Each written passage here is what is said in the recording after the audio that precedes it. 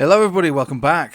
Let's get stuck in then, shall we? Just to let everybody know, Patreon members and stuff, normally do streams on Tuesdays and Fridays. That is the case. Unfortunately, I'm not going to be able to do a stream tomorrow night. It's just, I just can't do it. So I will do it tonight. So if anyone's interested in that, just join in. Links in the description below. I'll let everybody know on the Patreon that that's the deal. Right, so let's have a little look at, we'll start off slowly and surely with Bitcoin. So Bitcoin, despite the chaos that happened and the reasons for it, the closure is back above, and again, we're talking weekly here, the weekly closure is back above the main support. So closures count for a lot. Wicks are for liquidating, candle bodies are for realistic price agreement, is the best way to look at it. Bulls and the bears have agreed that the price actually needs to be above here. After all the selling and buying is complete, the closure is what counts. And so as far as Bitcoin's concerned, it did close back above here. And so even if it without the wick, if we'd have seen this, we'd have gone, yeah, okay, that's cool. With the wick, yeah, it's bad for anyone who got liquidated, but the closure is what counts, and we've closed back above here as well. So this all actually still look... sounds shocking. Still looks okay, right? Bitcoin still looks okay on the weekly, still looks okay. Now, obviously, you take it to a daily, things start looking a little bit crazier. Now, we are more than aware of the reasons why this happened. This wasn't just Bitcoin going, I can't take it anymore. It couldn't take it, but there was other reasons for the dump. There was, well, let's just face it, there was a potential big escalation globally. I was following it by Twitter. I was more interested, should I say more concerned about the events that were taking place than the price action. I spent way more time following events than I was looking at the price action during that evening, that night.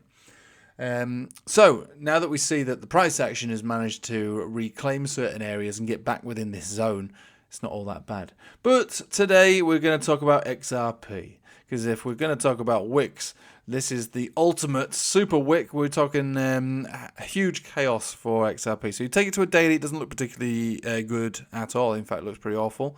We've got way below all moving averages, and the main support over here of 56 cents is, we're miles away from it. We're miles away from it. So from a daily perspective, it doesn't look good at all. Bullish divergence on money flow index. That is all that we have. We take it to a 4-hourly. What do we have? Nothing. Just turning up, and probably you're looking for a rejection around 52.50.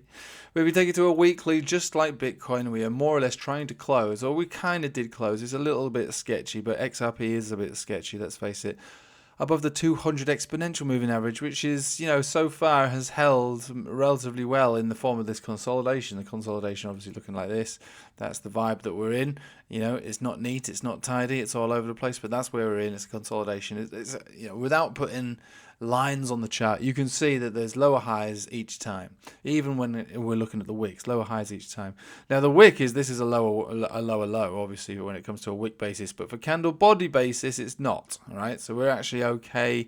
It's touch and go, but we are okay. And again, looking all the way up to the 56 cent zone, 50 exponential on the weekly, then just above there is the 10, 21, the 20, and the 200 simple. So all the way above here is major resistances, all the way up to 58 cents. You break 58 cents, then we go into the horizontal 60, 66, 75. So I'm not putting these numbers in your head to say that's where we're going. That is absolutely not what I'm saying.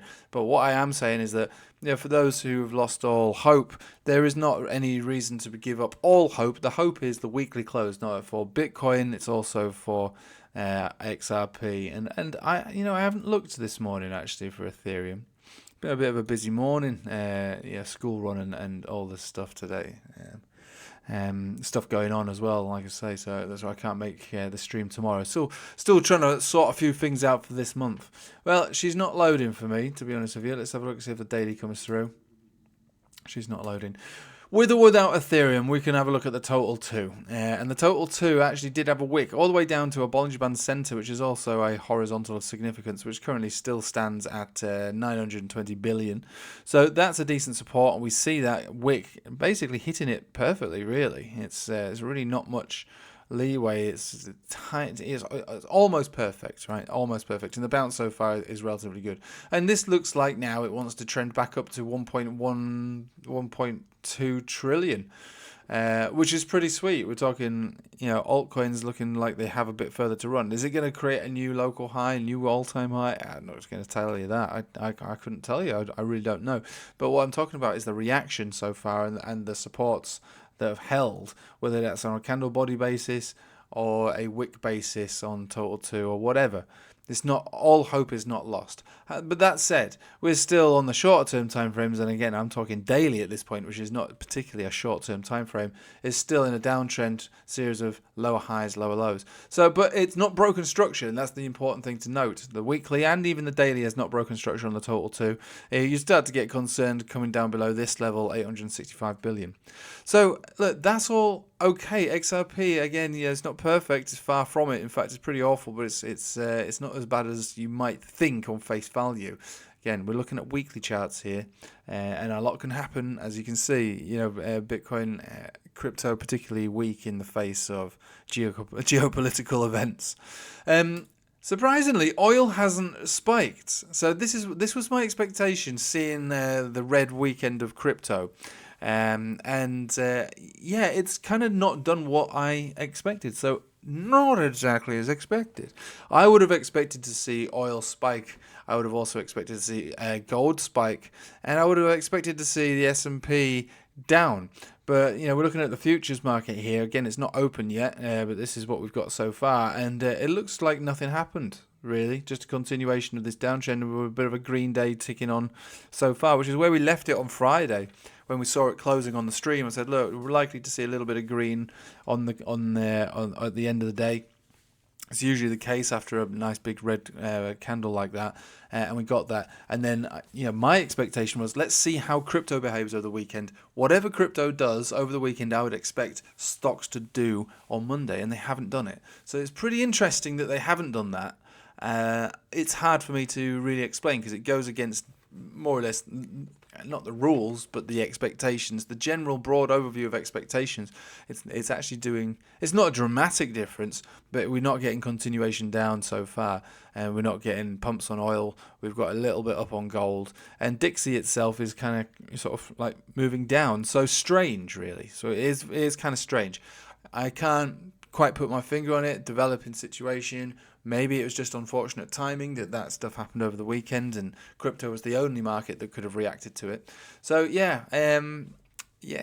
this just goes to show that you sometimes you just don't have a clue, or you just get it wrong, and it's okay to get it wrong. That's why we manage our risk appropriately, which is what I've been saying the whole time, trying to bring myself into as closer a cash position as possible.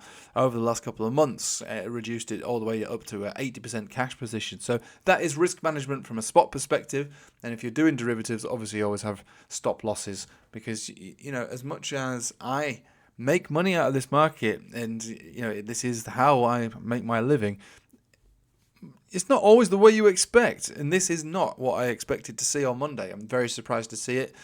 I wouldn't even say I'm pleasantly surprised to see it, because it's not that I have a bias. I don't have a bias, but I do have expectations and plans, which is what I use to make my money.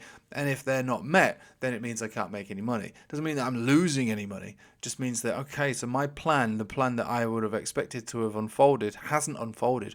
Now I'm going to have to sort of reorganize my strategy around what's actually going on right now. Obviously, we've got the halving taking place this week as well, which is more reason for me to stay out of the markets, or at least not deploy too much capital to crypto markets.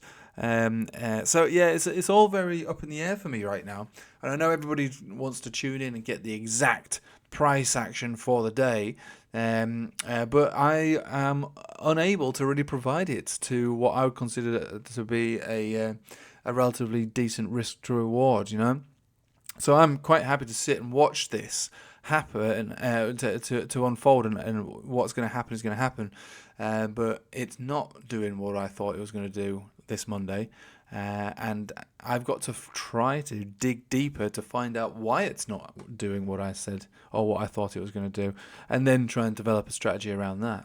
So disappointing, I imagine, that you're not finding out what's going to happen in the next 10 seconds after watching the video, but thus is life, okay? This is the way it is, okay?